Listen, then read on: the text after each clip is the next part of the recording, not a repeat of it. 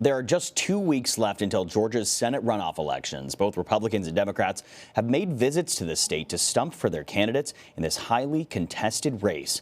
Vice President-elect Kamala Harris was in the Peach State on Monday to support Democrats Jon Ossoff and Raphael Warnock. She told a crowd in Columbus that the pair would help the Biden administration advance its policies. Early voting is in full swing. Data shows more than 1.6 million people have already cast their ballots in an election that will ultimately determine which party will control the Senate. For more, I'm joined by Tia Mitchell. She is a Washington correspondent at the Atlanta Journal-Constitution. Tia, good to see you. Thank you so much for joining us. We've seen President Trump, Vice President Mike Pence, and President-elect Joe Biden campaign in Georgia recently. What impact could these high-profile visits have on the voters there? You're right. And Vice President Kamala Harris was in Georgia just yesterday. And the goal of having these, most prominent members of each party come to Georgia to campaign is about energizing the base and increasing turnout, because we know that the outcome of this race hinges largely on which side is able to get more of its voters to show up at the polls. Now, according to the U.S. Elections Project, more than 1.6 million people have already cast their vote. What can you tell us so far about how those numbers break down when it comes to age, race, and in-person versus mail-in ballots? So you're right. Right now, it's about 1/3 mail-in and 2/3 in-person early voting. It's trending very closely to turnout in the general election, which is very surprising because usually in Georgia, runoffs have very low turnout. So this is very unique. They are skewing a little bit younger than I would say the normal turnout margin. And of course, turnout is greater in the cities, and especially the Atlanta metro area where the population is more dense, of course.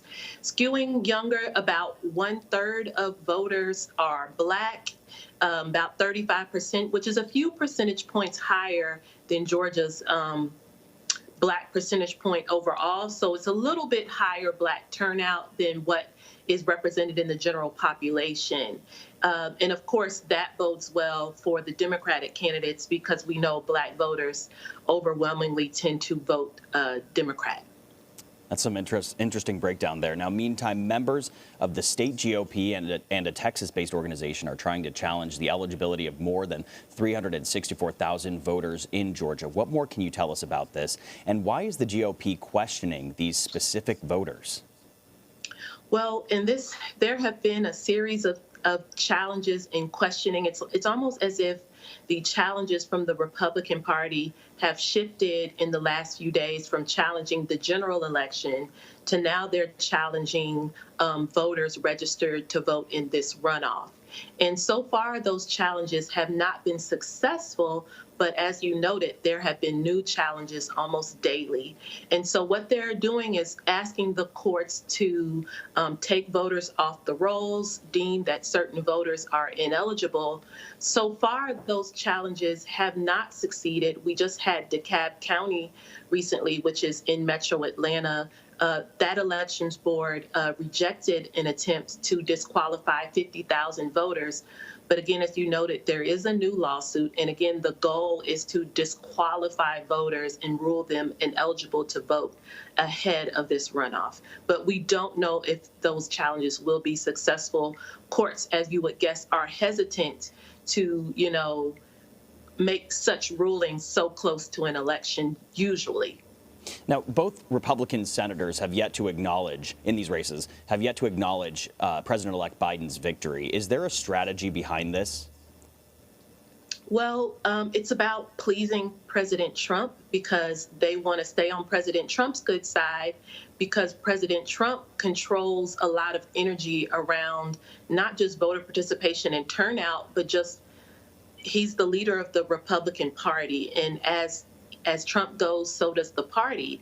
And so Senators Perdue and Loeffler want to stay on President Trump's good side, which means that they are continuing to challenge the election results just like the president has. That being said, there also is the question of whether Senator Loeffler will join conservatives in challenging the results of the Electoral College vote when Congress convenes to do so on January 6th.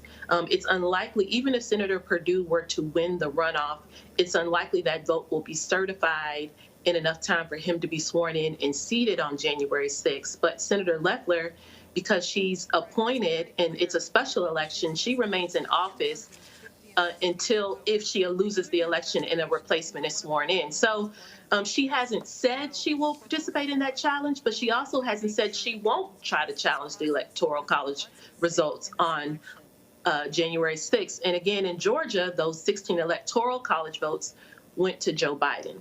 Yeah, there's a lot going on in Washington and in Georgia. All eyes seem to be on these Senate races that have yet to unfold. It's undeniable that President Trump, even past his presidency, will have a lot of political capital in the Republican Party. Tia Mitchell, thank you.